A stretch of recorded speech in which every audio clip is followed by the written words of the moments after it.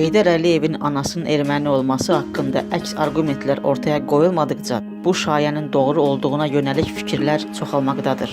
Deyilənlərə görə şəkildə gördüyünüz Heydər Əliyevin Satanik adlı erməni anasıdır. Heydər Əliyevin sənətdə atası sayılan Əlirza müsəlman kürdüdür. Onun 3 arvadı olub. Birinci və ikinci arvadı Kürd, ikinci arvadı isə Satanik adlı erməni qadını. Bu erməni qadınının birinci əri Yezidi Kürdü olmuşdur. Heydər də Yezidi Kürddən olan uşaqdır. Heydər hələ ana bətnində olanda doğma atası Yezidi Kürdü dünyasını dəyişir. Heydər anasının qucağında körpə olduğu vaxt Əlirzaya ərə gəlir və anası da körpənin atasının adını Əlirzə yazdırır. Heydər Əliyev 10 may 1923-cü ildə Naxçıvanda yox, 18 mart 1919-cu ildə Ermənistanın Sisyan rayonunda doğulmuşdur. Əlirza 1920-ci ilin sentyabrında ailəsi ilə birlikdə Naxçıvana köçüb. O, Naxçıvana köçən vaxtdan dünyanı dəyişənə kimi hamamda kisə çəkən işləmişdir.